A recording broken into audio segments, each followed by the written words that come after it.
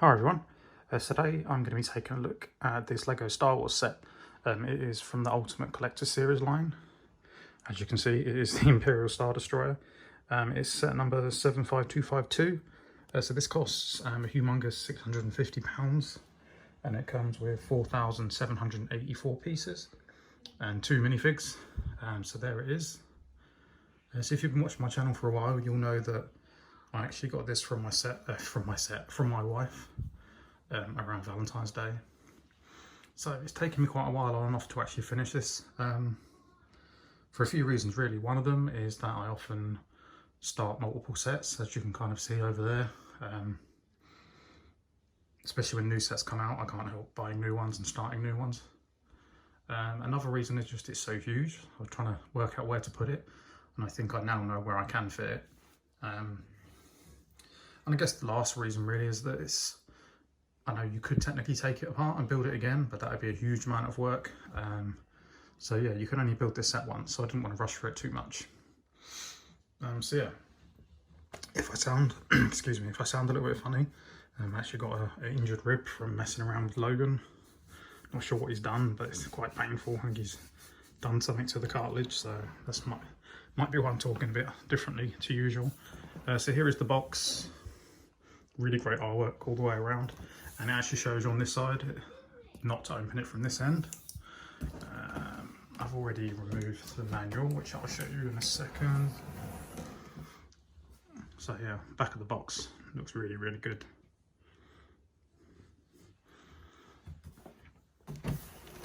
So yeah, this is the side to open it from, and it actually shows you a tick. So here are the dimensions, shows you the minifigs. So you've got your Imperial officer and your Imperial crew member. I'll show you the proper ones in a minute, but I don't think they're that great. Like, I mean, they're fine, but they're nothing that special. And although you don't buy this set for minifigs, for the amount you pay, it really wouldn't have hurt to just give you like 10 minifigs. But anyway, never mind. More great artwork, and a bit more. And yeah, there are your four big boxes. So definitely, if you don't keep boxes, I'd say keep this. There's also, if I can move this, one other box, which is this one, which actually contains the manual, so you can see how huge the manual is. It needs this massive box that comes with more nice pictures. So if we move this ginormous box, try not to damage it or drop it. There we go. So knock something over, never mind. So here is the manual. So you can see it's absolutely huge. I actually use the instructions on my iPad. I tend to not use manuals anymore. I just find it easier. But these UCS ones are really good. So I still actually do need to read all of this. But it's the usual, tells you all about the team. Lots of cool pictures, lots of information, lots of fun facts. It's just like behind the scenes of the real, on the set, there's just like a huge amount of information in here.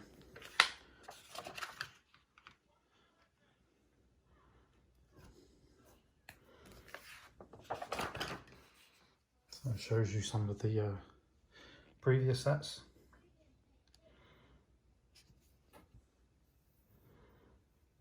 So yeah, pretty cool. It definitely feels like an executive product, so to speak. So that's a very nice picture. That'd make a good poster picture on the wall.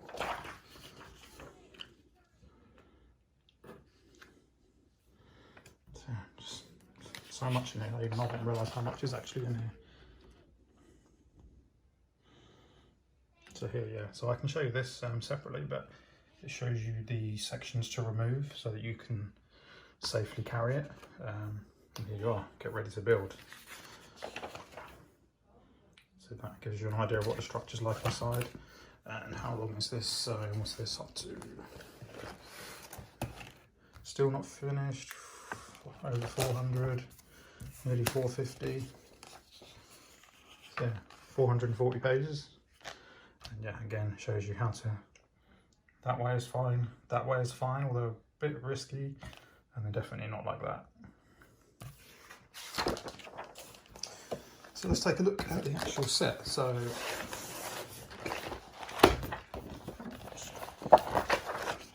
close up this huge book. Yeah, so although I am a fan of Star Wars, I'm not like a super fan. So this isn't going to be a review like some Star Wars experts who know every part of the ship and the names of everything, but I can just show you kind of the size of it and the scale of it. And I think for the price of it, if you buy it, like, you know what you're getting. It's definitely something you want. The price per piece is not very good, but you really can't go by that. Just the sheer size of it, the amount of large pieces and plates, and it's like 12.5 kilos, I think. So, I mean, there's the little Tantive, or Tantive as you call it, that I think Logan or someone's touched. So you can put that on different parts of the ship as you like, but I think that's the way it's intended in the manual. So I think this is a good angle to look at it. So you have to be careful with this front section, it's held together, if you can see that in there, so just a few pieces to keep it in line, but it's not too bad. So there is a gap, obviously. It's not terrible. I mean, like, you're always going to have a gap, but you could probably, if you're clever and that way inclined, you could add a few more pieces maybe to close up the gap a little bit more. But I think from most people are going to have it displayed on the shelf from one side, so I mean, looking at it like this, you're not really going to be looking at the gap, I don't think. You can just see how this is built out, how much goes into it. So it's very expensive, but I do think it's worth the money. I guess that's easy for me to say when I didn't buy it and my wife bought it, but I probably would have bought it eventually using VIP points. So anyway, here's your plaque, gives you information and your two figures, so let's grab those. This is the Imperial officer. So he looks fine. I mean, it's not a bad minifig, but it's just not that special. It's just fine, I guess.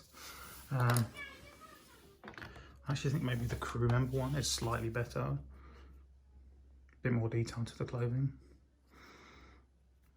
So, I mean, they're well done. They just, I don't know. I'm probably biased a little bit because I like minifigs, so I would have liked a few more. So yeah, while we're down here, we can try and look underneath, so you can see little TIE fighter underneath, and you can see how well built it is and finished all the way around. I mean, this is right underneath, and you can still see how detailed it is. So you basically start off building the Technic frame inside, and then build different little sections that you add on. So, oh, sorry, still looking from underneath, looking at the ceiling. Yeah, build lots of sections and put them in place, and then you kind of add on some of this greebling and detail afterwards. And like some of these bits inside here are just like big long strips that you make and stick on each side. So you can adjust the guns, move them around a little bit. Same for these up here. That big piece, I keep forgetting what it is. Like a radar dish. I'm sure Star Wars experts can tell me what that's called. Yeah, I really like it. I'm not going to take it apart. Obviously, that'd be a bit crazy. I think unless I was going to sell it, which I don't plan to do. Here's the bridge. So there is no space inside. There's no playable area, but you can remove these sections. Oh, so they come off quite easily, and then this is what you need to hang on to when you move it. But if you're going to move it, just Make sure you know where you're moving it to. Move it quick, I would say. And there you can see, although it's very heavy, very hollow inside. Lots of different colours inside. So you can also take these two sections off. They all just kind of sit in place quite loosely. But probably my apologies if you can hear any background noise. Logan is playing Ninjago and apparently arguing with my wife about it. So if I can carefully turn this around, which may be difficult, and try not to drop it, try not to knock the Vader castle off. See, this is the difficulty with one hand with a set so huge. Okay, so I need to move it slightly. See, don't know if you heard that, but it doesn't take much of a movement for, you can just hear things creaking and sound like bits are going to come off. Right, so here's the back of the bridge. Then we have the engines, which I think this is one of the best angles. Just the detail and the amount of parts go into it is just crazy. It's huge. Yeah, and obviously if you get some lights in there would be even better, but just so huge and solid. That's all you can say, really. So much detail goes into it. I mean, I think when my dad saw this, he was like, "Oh, it'd be a shame there's not more colour in it." But I mean, the real thing doesn't have a lot of colour in it, so why would it? I think if you know the source material and obviously know what it's meant to be, then I think, yeah, you can't ask for more, really.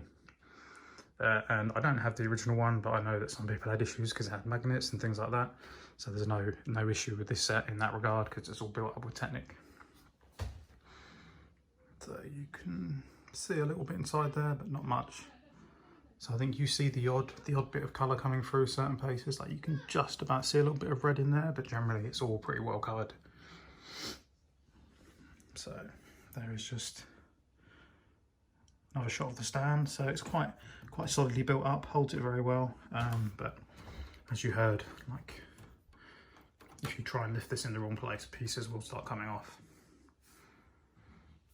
So let's see if I can move this back without dropping it and without knocking anything over.